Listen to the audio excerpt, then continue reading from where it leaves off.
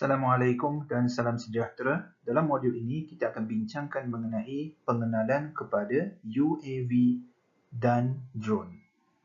Dan saya adalah J. Sumat. Saya percaya perkataan drone tidak lagi asing kepada anda.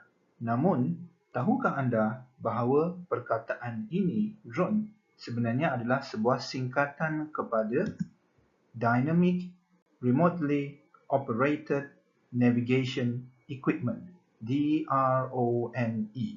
Maka singkatan ini kita panggil sebagai drone.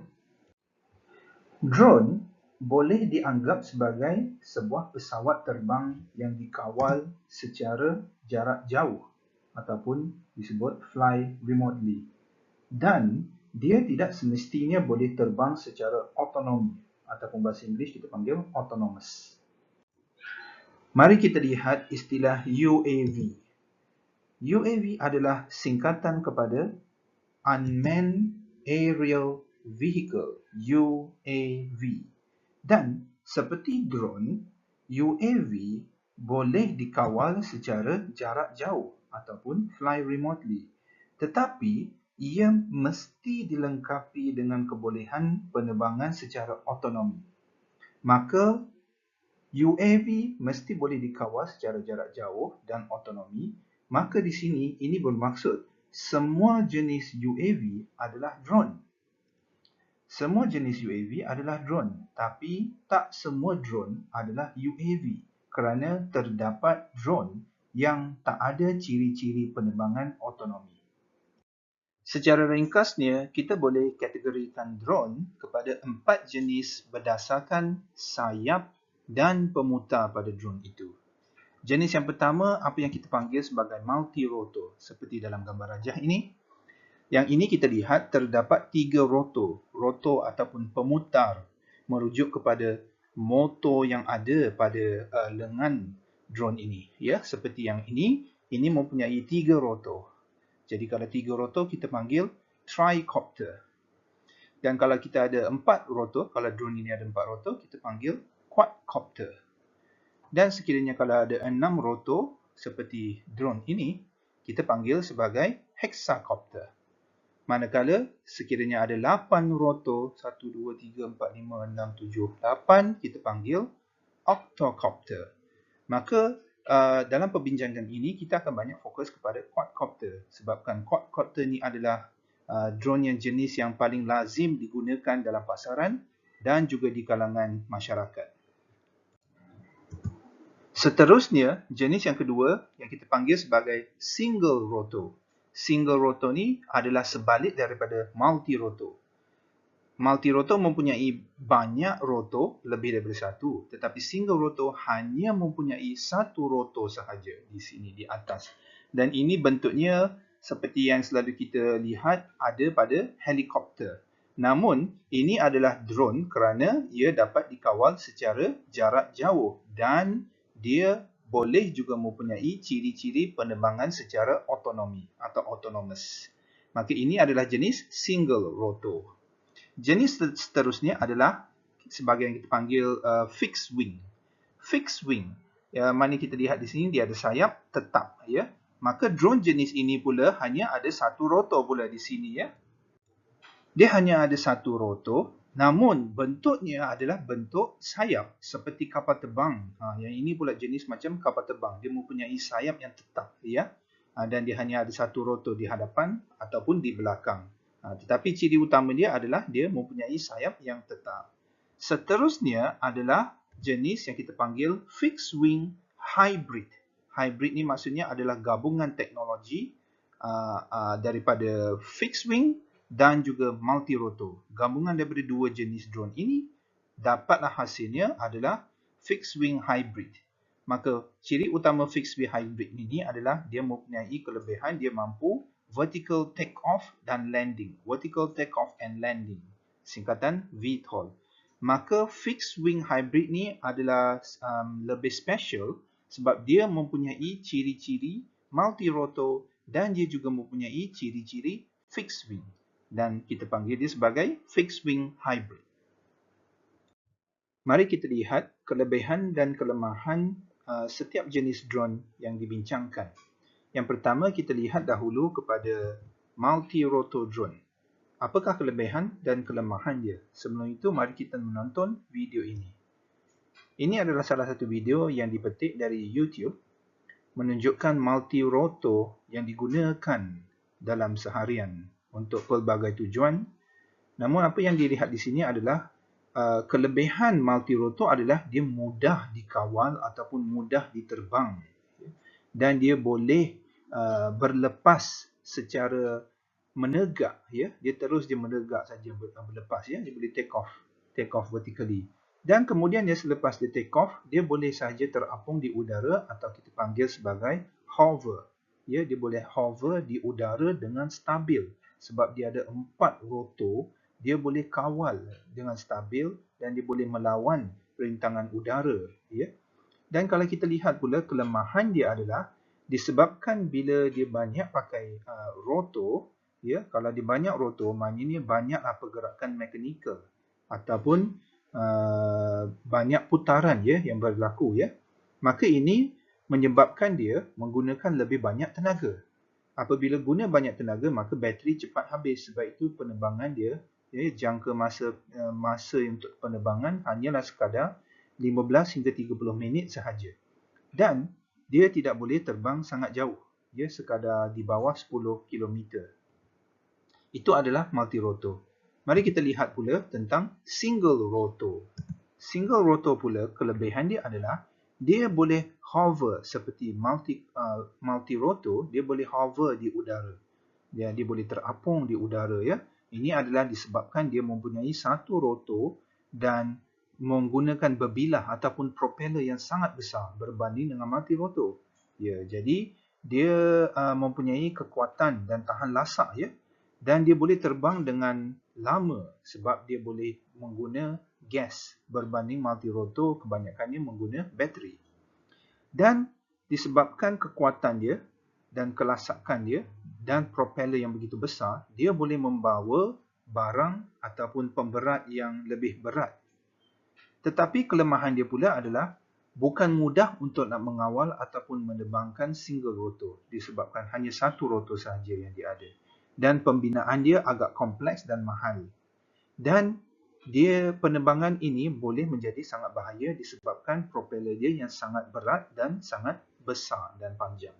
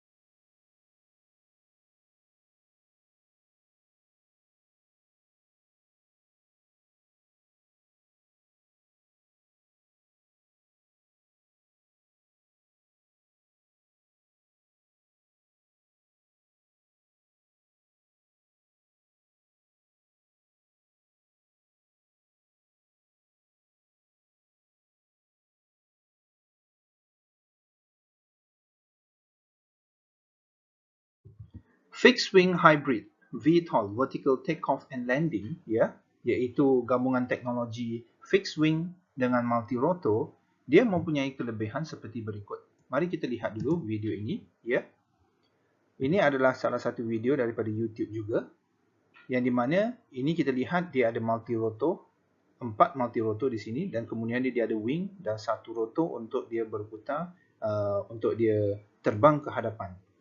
Maka kelebihan fixed wing hybrid adalah dia boleh berlepas dan mendarat secara menegak. Lihat di sini, dia hanya terus menegak saja, terbang ke atas, berlepas, dan kemudian dia boleh hover, dia boleh terapung di udara seperti multirotor, ya. Maka dia tidak memerlukan satu landasan yang panjang untuk dia nak take off. Seperti kapal terbang, ya, dia perlu berlepas, dia perlukan jalan yang panjang, ya. Runway, dipanggil runway, ya. Tetapi untuk fixed wing hybrid, dia tidak memerlukannya itu. Dan kemudian dia boleh mengangkat barang yang lebih berat, ya, kerana dia mempunyai multirotor. Dan penerbangannya lebih stabil berbanding fixed wing. Tetapi kelemahan dia pula adalah pembinaan dia adalah lebih kompleks, lebih rumit berbanding dengan fixed wing. Dan dia memerlukan lebih banyak tenaga. Kenapa? Sebab dia mempunyai lebih rotor. Dia ada 4+1, ya, multi-rotor, ya. Dan kemudian dia, penerbangan dia, jarak ataupun durasi penerbangan dia adalah lebih pendek berbanding dengan fixed wing sebab dia mempunyai lebih banyak rotor dan menggunakan lebih banyak tenaga. Baik, seterusnya kita lihat fixed wing. Fixed wing pula, dia punya pembinaannya jauh lebih mudah dan lebih simple, ya, daripada fixed wing hybrid. Dan maintenance dia untuk nak menjaga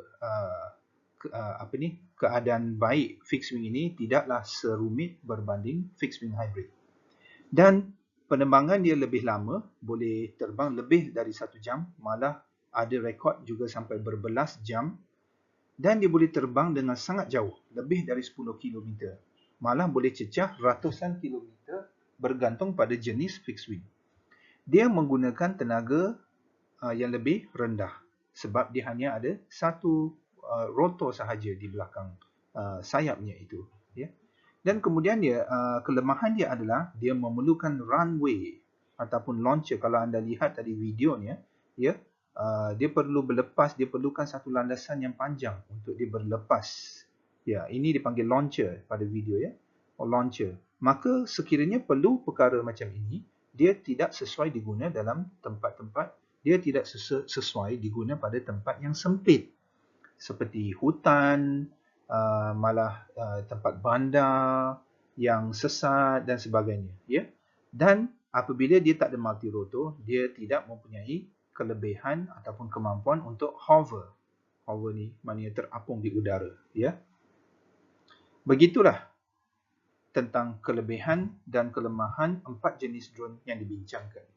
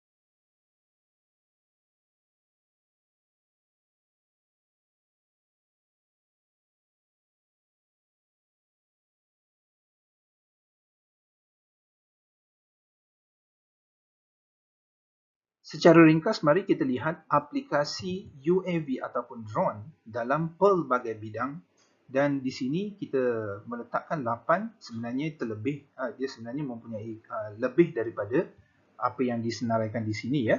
Namun ini yang kita boleh bincangkan. Yang pertama, kita lihat drone selalu sinonim dan sangat digemari oleh orang untuk membuat filming ataupun penggambaran, termasuklah rakam video ataupun mengambil gambar yang cantik-cantik. Maka itu salah satu penggunaan atau aplikasi yang sangat bagus pada drone.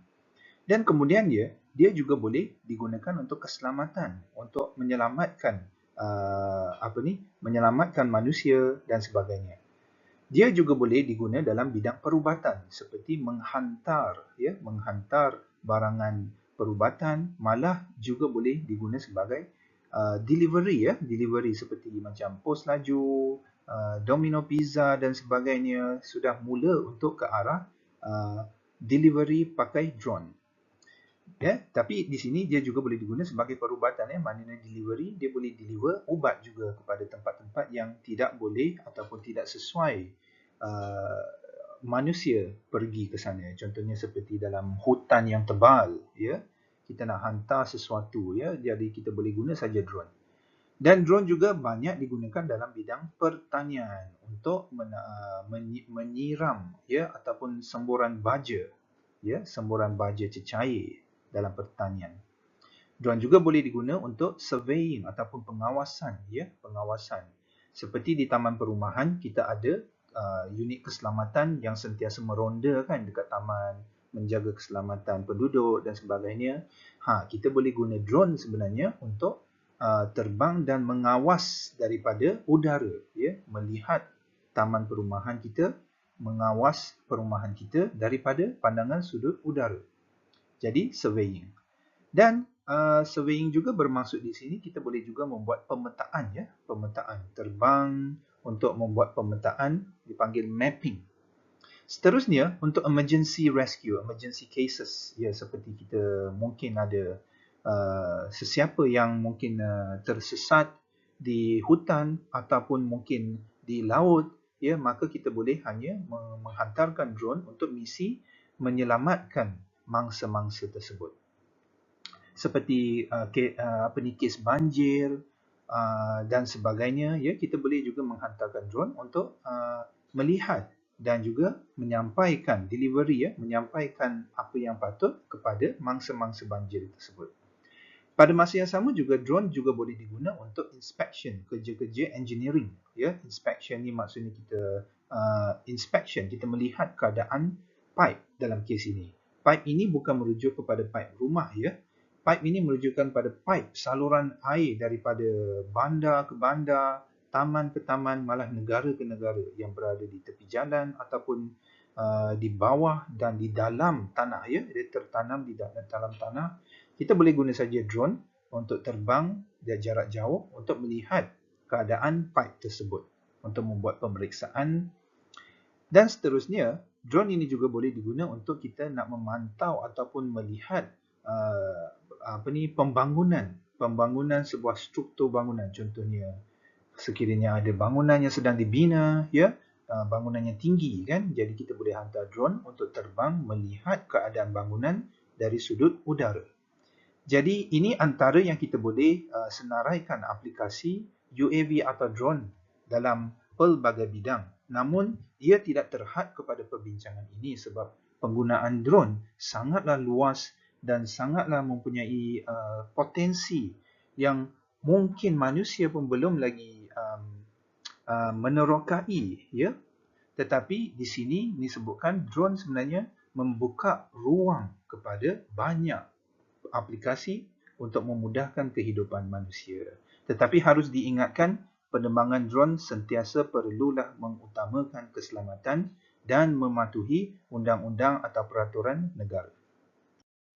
Sebut tentang keselamatan, terdapat beberapa perkara asas yang perlu kita mematuhi dalam penerbangan drone. Mari kita lihat yang pertama. Drone yang kita gunakan untuk terbang tidaklah boleh melebihi 20 kg. Sekiranya melebihi 20 kg, ini adalah menyalahi undang-undang yang ditetapkan oleh pihak autoriti, ya. Maka drone tidak lebih daripada 20 kg. Namun saranan saya bagi untuk yang pertama kali ingin mencuba ataupun barulah menceburi bidang drone, sebut apa ni di sini kita saranan dia menggunakan grade hobby dahulu, drone-drone yang jenis grade hobby yang bawah 250 gram, ya, untuk keselamatan diri sendiri dan juga keselamatan orang sekeliling kita, ya. Jadi di sini tidak boleh lebih daripada 20 kg. Seterusnya, terdapat beberapa tempat, ya, yang menjadi kawasan larangan penerbangan drone ataupun kita sebut sebagai no-fly zone. Antaranya adalah lapangan terbang. Ya. Jadi drone tidak boleh ditebang dalam lingkungan 8 km daripada lapangan terbang. Ini takut ia akan mengganggu penerbangan ataupun komunikasi kapal terbang tersebut. Maka satu lagi adalah tempat seperti markas tentera, ya, military, ya, kita tidak boleh terbang di atas tempat-tempat macam ini, balai polis ataupun tempat-tempat private property. Private property ni maksudnya tempat-tempat yang peribadi, ya, private area, ya, seperti resort, seperti kawasan perumahan, ya, kita tidak boleh terbang tanpa kebenaran, ya, tanpa kebenaran. Seterusnya, penerbangan drone sentiasalah berada dalam visual line of sight atau kita panggil VLOS. Maksud VLOS di sini adalah apabila anda menerbangkan drone, jarak penerbangan drone ini perlulah berada dalam satu lingkungan yang anda mampu atau masih dapat melihat lagi drone itu. Sekiranya drone itu tidak lagi kelihatan dari mata kasar kita, maka drone itu sudah pun menjangkau lebih daripada VLOS. Maka itu boleh menyalahi undang-undang. Jadi penerbangan drone harus berada dalam jarak penglihatan. Seterusnya pula, untuk drone ni nak berlepas dan terbang, kita harus perhatikan 3 perkara ini. Yang pertama adalah apabila drone ingin berlepas, ia haruslah terletak jarak 30 meter, sekurang-kurangnya 30 meter dari mana-mana individu. Jadi, sekiranya drone ingin berlepas, kita tidak boleh ada sesiapa berdekatan dengan drone itu. Kerana kita takut drone itu mungkin boleh berlanggar dengan orang itu dan menyebabkan kecederaan. Yang kedua pula adalah drone tidak boleh terbang atau berlepas, ya, dalam 50 meter daripada kenderaan awam ataupun persendirian, ya. Jadi dia harus kurang-kurangnya 50 meter jauh daripada kenderaan untuk nak berlepas. Yang ketiga, apabila drone sedang terbang, drone tidak boleh terbang melepasi kepala orang-orang ramai, ya, seperti pasar malam, ya. Jadi kita tidak boleh terbang drone ke atas atau di atas kepala orang khayalat ramai di sini, ya. Maka drone ini perlu berterbang jarak jauh 150 meter daripada kumpulan orang ramai ini. Sepertinya di sini pasar malam dan juga lain-lain, mungkin tempat rekreasi ataupun tempat yang mempunyai aktiviti, tempat orang bermain bola dan sebagainya yang mempunyai 1000 orang, ya, 1000 orang. Maka kita haruslah mengambil perhatian terhadap yang ini. Itulah tentang ciri-ciri keselamatan yang harus kita ingat ketika ingin berterbangkan drone. Namun, seperti disarankan tadi, apa-apa pun nak terbang drone harus sentiasa mengutamakan keselamatan diri sendiri dan orang lain dan juga sentiasa mematuhi peraturan. Teknologi drone banyak membawa manfaat dan kebaikan kepada kehidupan seharian manusia. Jadi, bagaimana kita nak menceburi bidang drone ini? Yang pertama sekali, kita boleh cuba untuk menerbangkan drone menggunakan perisian simulator ataupun secara latihan simulasi. Kerana penerbangan drone bukanlah semudah seperti yang kita jangkakan dan pergerakan drone tidaklah seperti pergerakan kenderaan darat, ya. Jadi kawalannya perlulah menjalani beberapa latihan dahulu. Dan keduanya adalah menduduki kursus drone bagi lebih mengenali apa itu drone. Dan untuk permulaan, selepas anda sudah boleh mengawal drone dalam simulasi ataupun simulator dan anda ingin mencuba drone yang sebenar, ya, gunalah drone yang kecil dahulu seperti pada gambar rajah ini. Drone seperti ini tidak membawa bahaya, ya, seperti ini dalam satu tapak tangan. Saiznya daripada satu rotor ke satu rotor, saiznya kurang daripada 110 mm. Maka lebih kurang 11 cm sahaja. Dan dia punya berat dia kurang daripada 250 gram termasuk baterinya. Ya? Jadi jangan memakai ataupun terbang drone yang sangat berat kerana yang berat sudah pastinya menggunakan tenaga yang tinggi dan boleh membawa kecederaan yang berat dan bahaya kepada orang lain. Dan apabila menerbangkan drone, sentiasalah perlu berteman supaya seorang yang sedang terbang, seorang lagi membantu memantau sekeliling kita, ya. Dan juga sentiasalah, ya, menjaga keselamatan dan mematuhi undang-undang.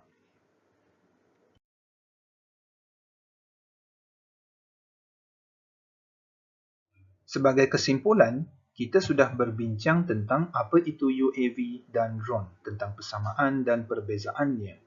Dan juga kita telah bincang kategori 4 jenis drone, kelebihan dan kelemahan setiap satunya, dan beberapa aplikasi drone dalam kehidupan seharian kita. Dan juga kita juga telah bincang tentang keselamatan yang harus kita mengambil berat. Dan seterusnya, tips permulaan ataupun bagaimana nak mencuburi bidang drone ini. Sekian, terima kasih. Assalamualaikum dan salam sejahtera.